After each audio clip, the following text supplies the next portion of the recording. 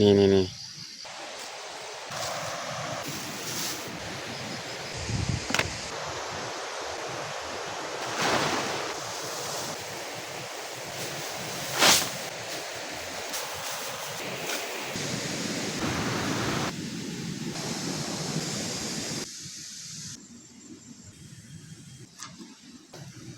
พริกของเฮากะ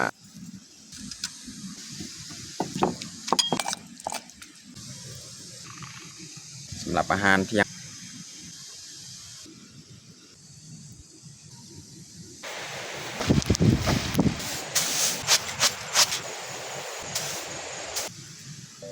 อย่าลืมกดไลค์กดแชร์และกดติดตามเด้อพี่น้อง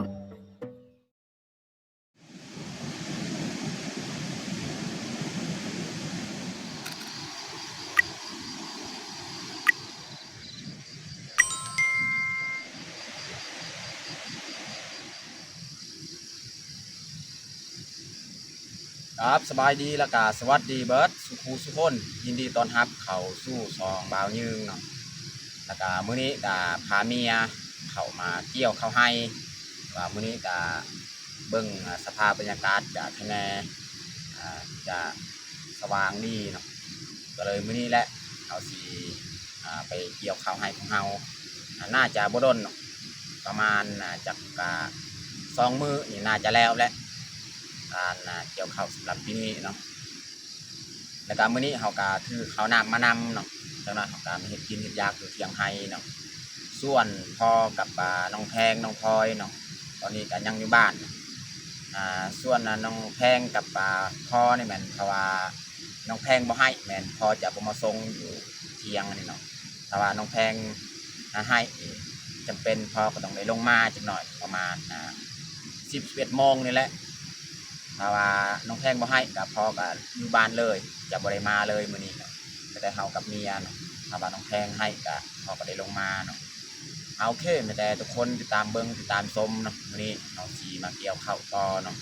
ว่าสิได้น้อยได้หลายส่ำใดแต่ทุกคนติดตามเบิ่งติดตามชมกับพวกเฮาได้ยาวๆเลย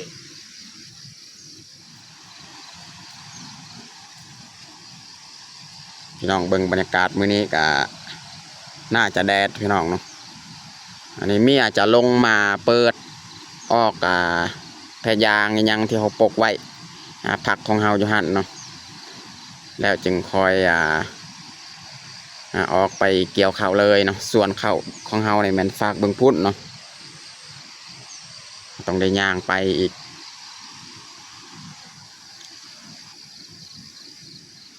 เราต้องได้ถือแผ่บัตรกระดงยังอุปกรณ์ที่เราจะใส่เนาะแล้วก็ไม้ที่เขาจะกางแผ่บัตรมันอยู่เทิงจังน้อยเนาะหลังจากเขาเกี่ยวแล้วจึงมาเอาไม้อยู่หั่นเนาะไม้บอลเขาเย็บเข้าต้องได้ไปเอาจังน้อยเนาะแต่ว่าตอนนี้เขาต้องย่างไปเกี่ยวก่อนเนาะเกี่ยวเข้าก่อนเกี่ยวประมาณครึ่งแล้วเขาจึงกลับมาเอาไม้ตอนนั้นเนาะ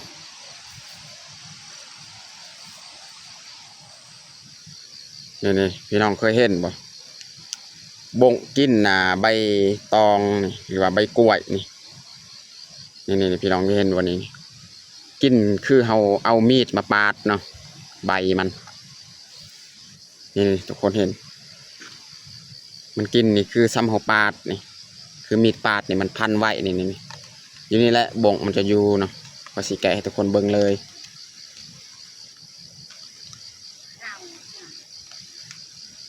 นี่คนเห็นบ่นี่บงกระโตอ้วนๆโตใหญ่ๆนี่อันนี้ก็ลายโตนี่คนเห็นนี่มันกินใบกล้วยนี่กินนี่คือแบบเขาเอามีดมาปาดนี่ลายขนาดเนาะข้างในนี่จะเอาเครื่องคองมาอยู่นี่แหละนี่วันนี้แหละสิเกี่ยวเลยเขาของเขาเกี่ยวแต่นี้ก่อนเนาะ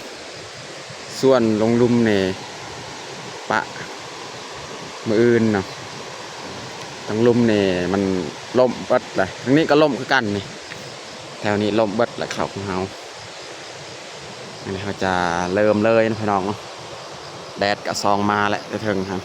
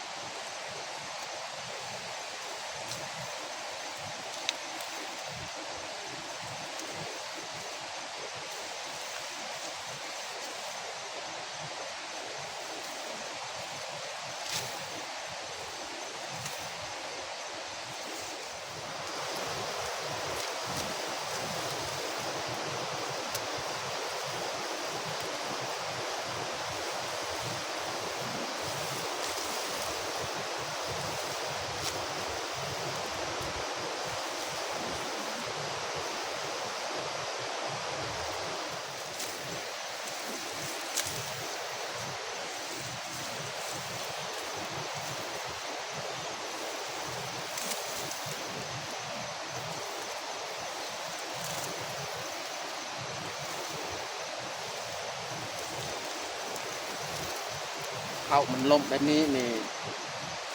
เกี่ยวกับงาพี่น้องเนาะแต่ว่ามันล่มลงลุ่มเหมือนเขาจะเกี่ยวแต่เพิ่งลงลุ่มเลยมันจะง่ายเนาะ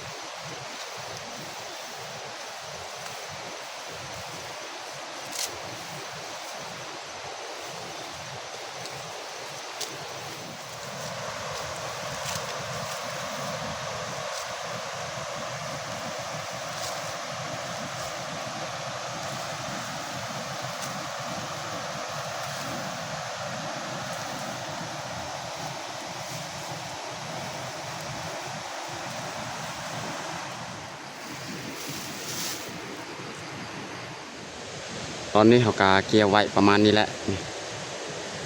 ส่วนเมียนี่มันเกี่ยวทั้งพุ่นเนาะคอยสีกลับไปเอาไม้อยู่หันเนาะแล้วก็สีมาคุด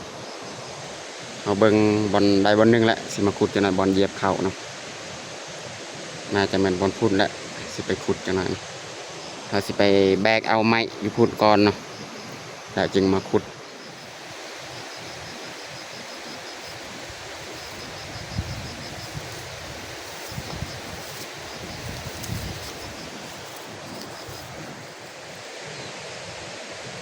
คนนี้แหละเอาสีขุดบอลเหยียบเข่าตัวนี้คะแนนนิดนึง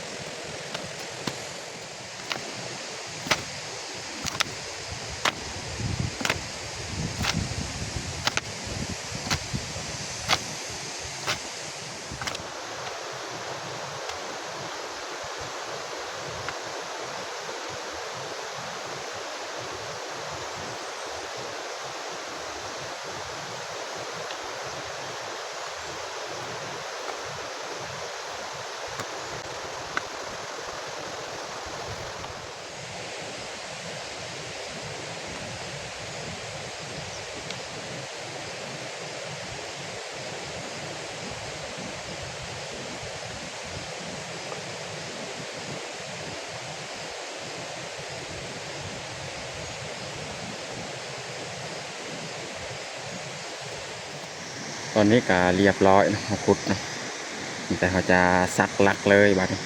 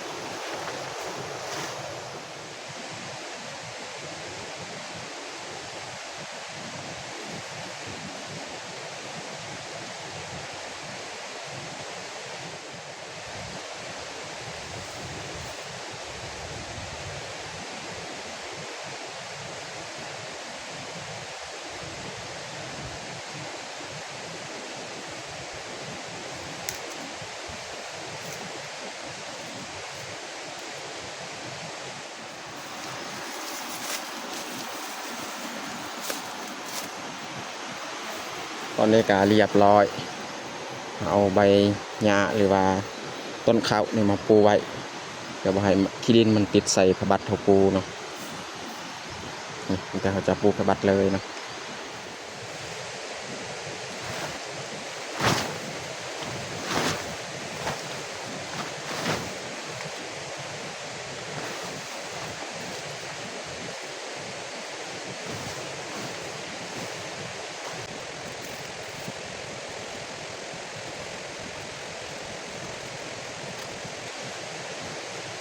ตอนนี้กาเรียบร้อยปูคนเข้ากองไว้เลย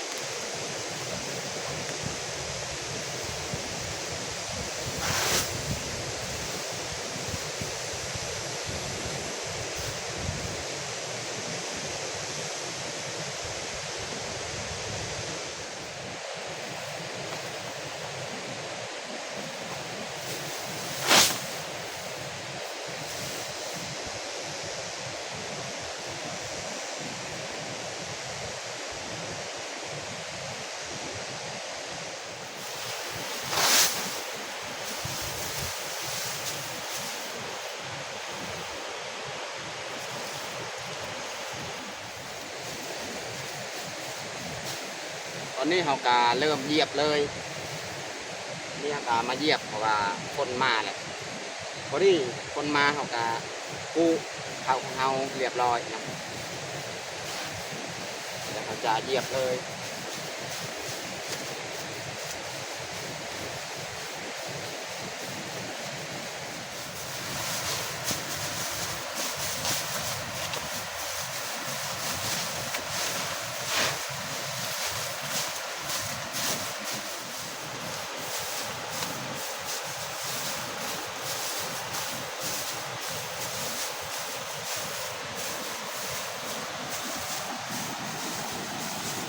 คนมาแหละพี่น้องคือว่าคนโบตกเนาะตอนเช้าเมื่อกี้ก็เบิ่งบรรยากาศคือแดดๆนะนี่คนมาแหละคนตกนะตอนนี้กับบรรยากาศกับแดดอีกพี่น้องนี่แล้วสิให้เมียเหยียบเลยเนาะข้าวของเฮานะคอยสิกลับไปเฮ็ดอาหารเที่ยงนี่เด้อไม่มีอะไรละเอียดยับอันนี้เมียเหยียบตัวนี้เบิดนะถ้าว่าเบิดอันนี้แล้วถ้ายังบ่ทันแล้วคงกินนี่เมียสิไปเกี่ยวต่ออีกน่าจะแห้งเพราะมันแดดเลยนี่เสาตกแล้วขอสิกลับไปเฮ็ดอาหารเที่ยงก่อน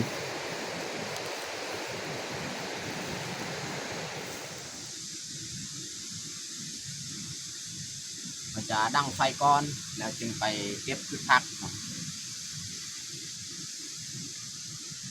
น่าจะพอประมาณแล้วตอนนี้ก็11 โมงปลายแล้วเล่นพอมาน่าจะประมาณแล้ว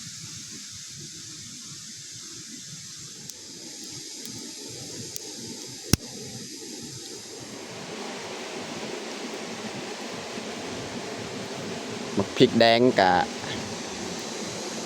พอมีแล้วพอมือว่านแล้วเขาเก็บมักพริกอันนี้เขาจะเก็บสำเอามาเฮ็ดอาหาร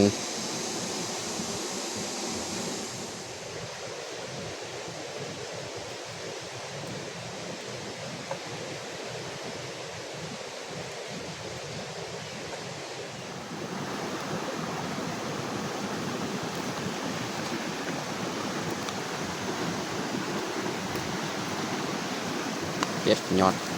บวบนะยอดบวบกาบอยากมีแล้วเนาะ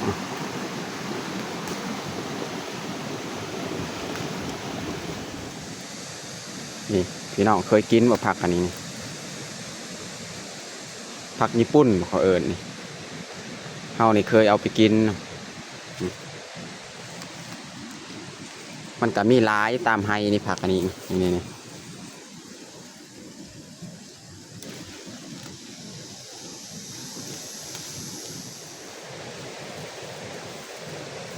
พี่น้องผักอันนี้นี่ลายผักญี่ปุ่นบ่ตามเขาเคยเอิญนี่ผักญี่ปุ่น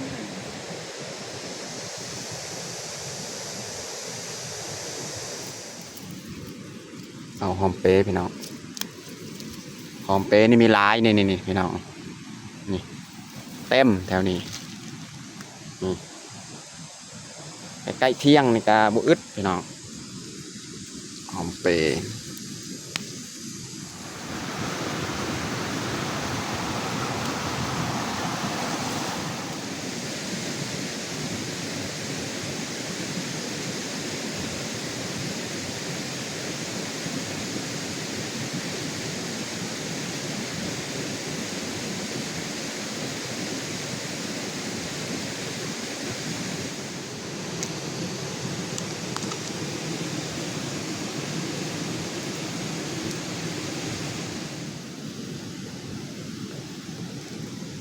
มาลงเอาหอมป้อมพี่น้อง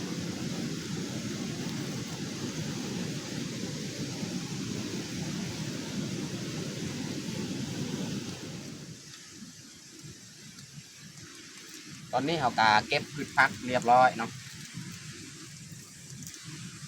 นี่อันนี้กระแมนเคียดนะพี่น้องเคียด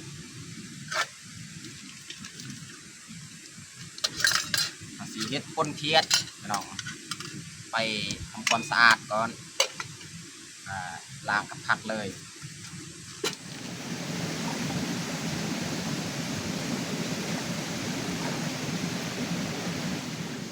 อันนี้แหละเคียดของเฮาเนาะ3-4 โตพี่น้องยังบ่ทันตายเถื่อนะพี่น้อง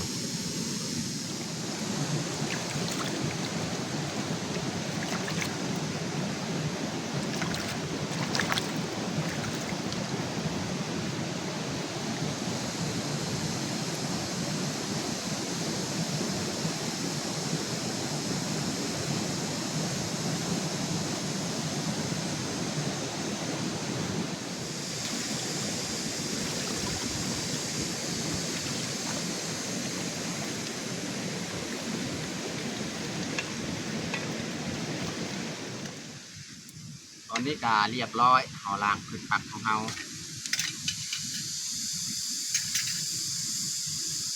นี่เอาสีค้างหม้อก่อนพี่น้องเอาสีต้มเคียดก่อนพี่น้อง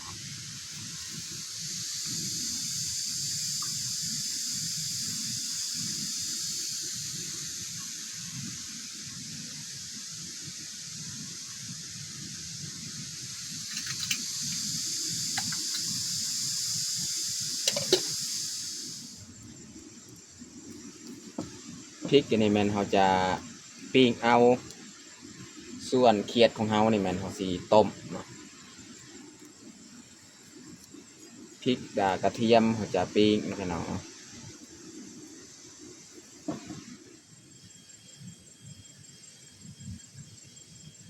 เนี่ยนี่ยังเยียบเขาถ้าว่าเยียบแล้วเมียก็เกี่ยวต่ออีกเพราะว่านี่บรรยากาศนี่แดดเนาะน่าจะเกี่ยวได้อีกนะเพราะว่ากินเรียบร้อยก็สิเอิ้นเมียมากินข้าวขับแรงจึงมาซื้อต่ออีกเนาะน้ำที่เขาต้มอันนี้กาเดือดแล้วพี่น้องใส่ใบขี้หูดถั่วสีไข่เนาะได้เขาจะเอาเขียดของเฮานี่มาใส่เลยเนาะ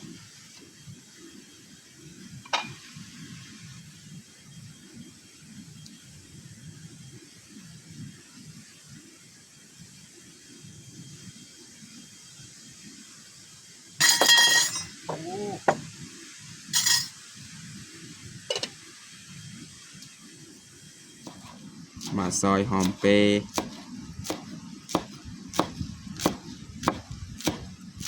ซอยหอมปลอมซอยหอมบัวเราจะซอยครึ่งหอมไปเลยเนาะบัดซุกกะเกียดของเขาก็เอามาปนหอมก็เตรียมปรุงสุกแล้วพริกเขาปิ้งอันนี้ก็สุกเรียบร้อยแล้วพี่น้องเนาะเดี๋ยวเราจะเบิ่งต้มเขียดของเราโอ้น่าจะสุกเรียบร้อยหอมกลุ่มเลยหอมหัวสิไข่หอมใบมะกรูดเนาะใส่พริกของเราก็สุกแล้ว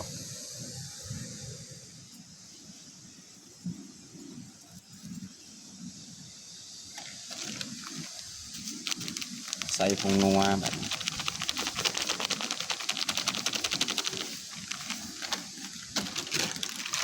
ใส่เกลือนี่ใส่บัวลายพี่น้องประมาณนี้แหละเพราะว่ายังมีปลาแดกใส่ได้แล้วประมาณนี้แหละนี่เราจะตำเลย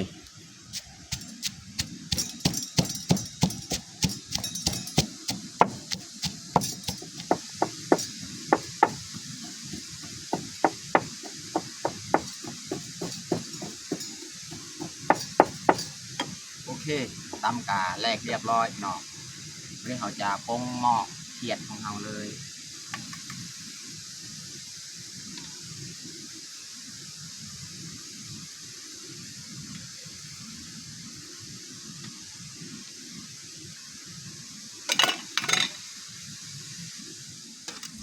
เปื่อยพอดีเลยพี่น้องวันนี้เขาจะเอามาตักเลยเนาะตักเอามาตำเลยพี่น้อง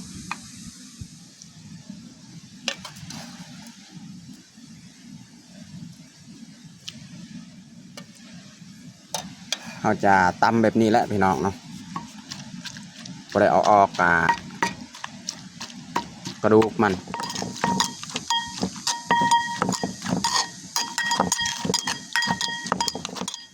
ใส่ปลาแดกพี่น้องเนาะ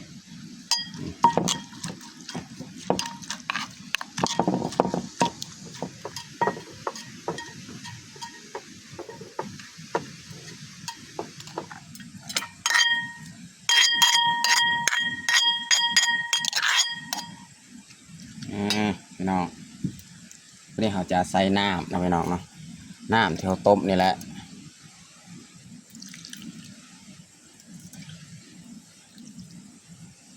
เติมอีกนะพี่น้องเนาะประมาณนี้แหละปลาแดกเขาก็ใส่ไปแล้วละ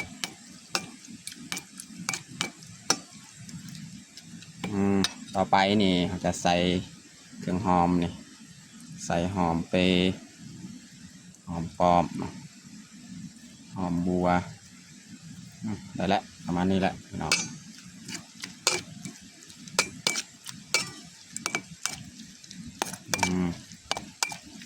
วิธีเห็ดปนแบบง่ายๆพี่น้อง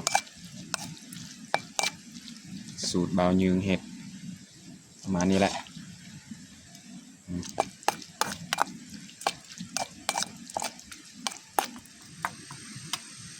ลองซิมก่อนพี่น้อง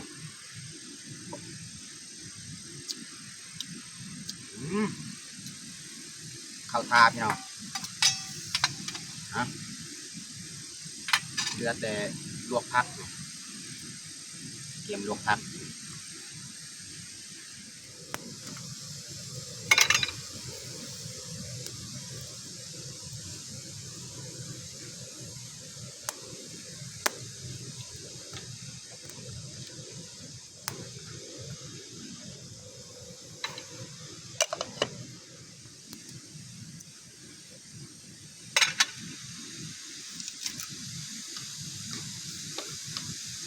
เนี่ยก็มาก่อนเนาะใส่หูเข้า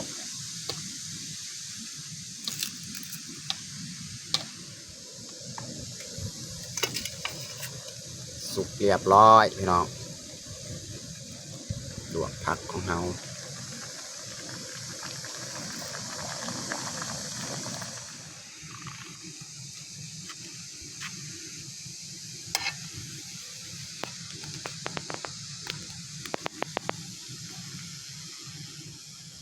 ตอนนี้การเรียบร้อยแต่งเผาเฮา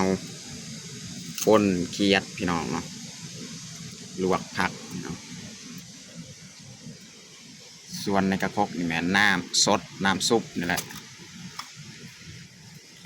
อันนี้แม่อาหารเช้านี่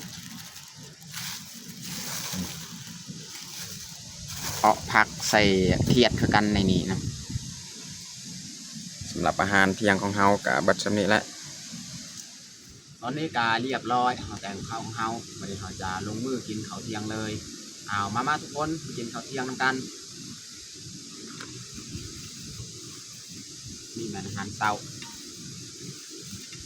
วันนี้กากิน2 คนน้องพลอยน้องแพงพ่อกับผมมานึ่งมากับเมียว่าเอามาน้องแพงเนี่ยยานมันคันคายเข้าอีกคือที่ FC หลายคนเบานั่นแหละยานคันแต่ว่าเดี๋ยวนี้กับน้องแพงกับอาการกับดีขึ้นทีละน้อยนี่แหละเพราะว่าน้องแพงมาให้เนี่ยอยู่บ้านซักเป็นการดีเนาะ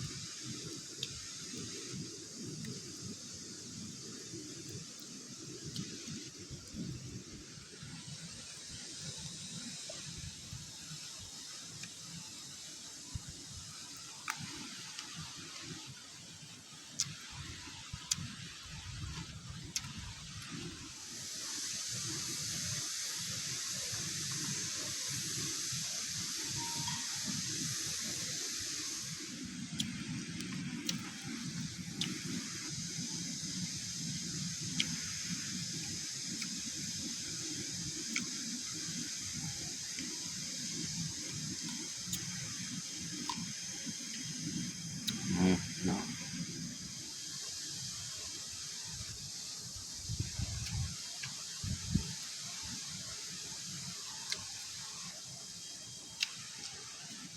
กินข้าวอยู่ไฮนี่รู้สึกว่ามันแซ่บเนาะเลิกจากเฮ็ดเวียกเนี่ยกินยังกะรู้สึกว่ามันแซ่บ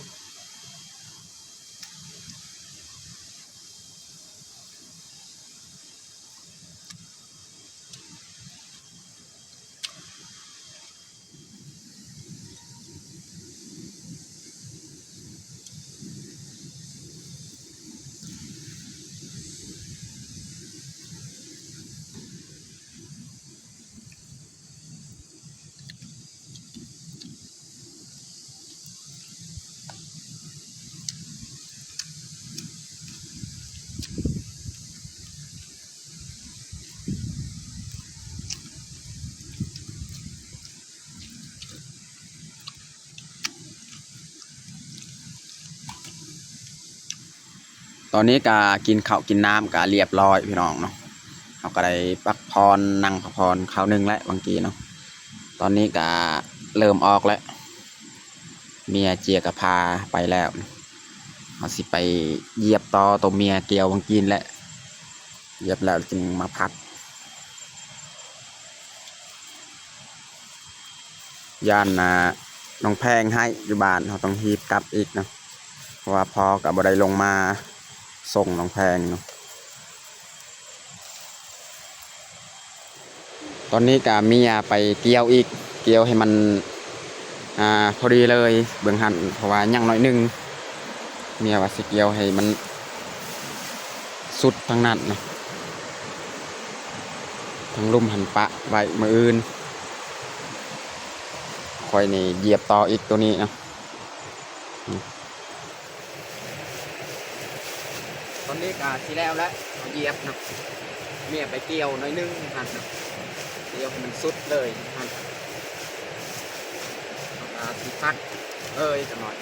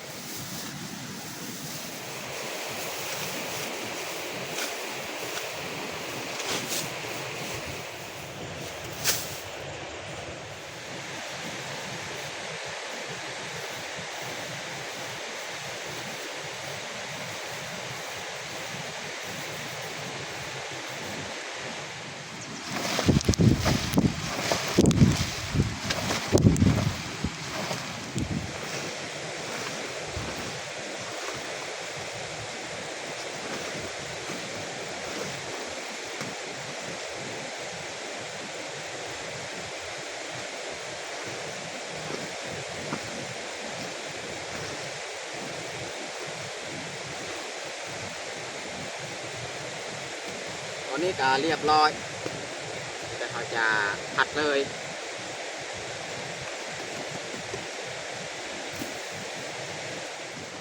ตอนนี้เขาก็สิเริ่มผัดเลยพี่น้องเนาะ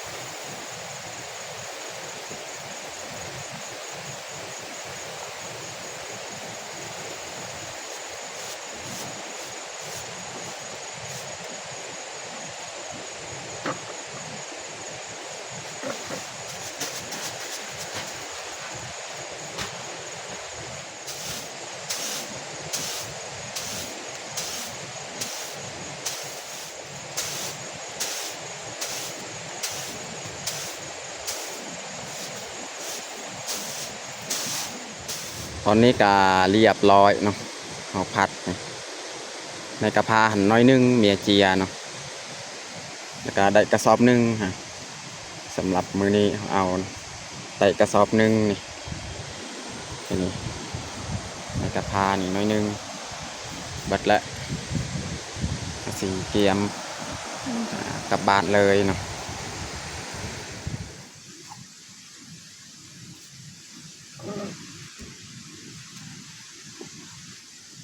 ตอนนี้ก็เรียบร้อยเนาะเมียเกียม